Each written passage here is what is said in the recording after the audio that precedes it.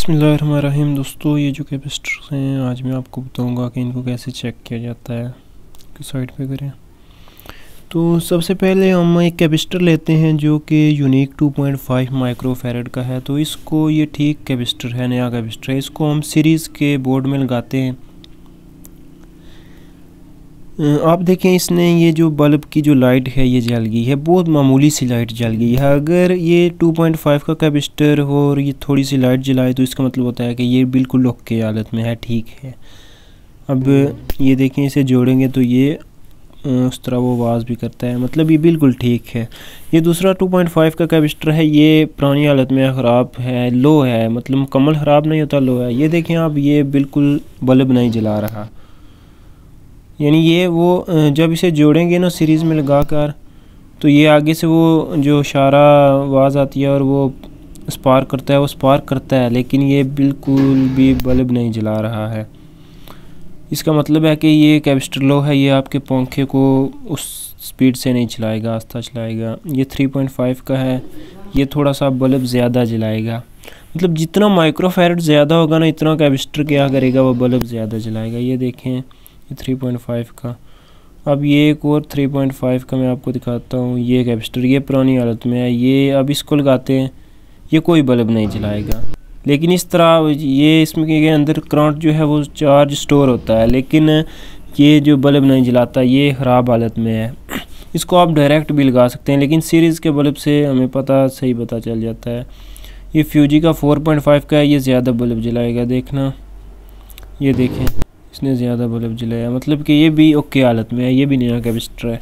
आप कोई भी कैपेसिटर इस तरह से चेक कर सकते हैं। बात होता है ना, ये घरों में जो पंखे का कैपेसिटर लो हो जाता है, तो आप सीरीज़ के बोर्ड से बिल्कुल आसानी से चेक कर सकते हैं कि इसका कैपेसिटर लो है कि नहीं।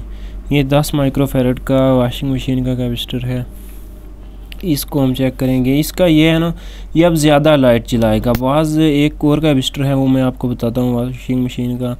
वो क्या करेगा, थोड़ा कम बल्ब जलाता है, वो ख़राब हालत में है, वो मोटर को उस तरह से नहीं चलाता। ये बिल्कुल ओके हालत में है ना। मैं दूसरा आपको दिखाता हूँ, ये वाला है ना, ये जो उसकी निस्बत देखें आप, ये जो कम बल्ब जलाता है, मतलब ये भी दिखा इस तरह। अगर आप डायरेक्ट लगाएंगे आपको लगेगा कि ये ठीक है, ये कोई फटा हुआ या कोई नहीं ख़राब उस तरह से दिखाई नहीं देता। लेकिन इसका फ़र्क सिर्फ यही होता है, ये अब 20 माइक्रोफैरड का है। जितना माइक्रोफैरड ज़्यादा होगा उतना उसका जो है ना वो स्पार्क ज़्यादा करेगा, और उतना सीरीज़ का जो बल्ब है आप 100 वाट का भी यूज़ कर सकते हैं, 200 वाट का भी यूज़ कर सकते हैं। ये देखें, ये भी बिल्कुल ठीक हालत में है।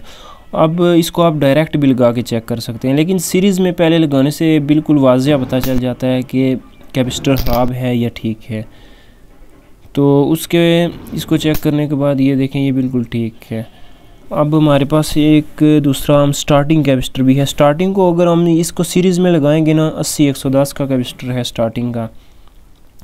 इसको अगर हम सीरीज़ में लगाएंगे तो ये क्या करेगा, ये बल्ब बिल्कुल फुल लिस्ट से जलता है, लेकिन ये सीरीज़ पे कोई स्पार्किंग शो नहीं करता, यानी चार्ज नहीं होता। इसको ज़्यादा जो है करंट चाहिए होता है चार्ज होने के लिए।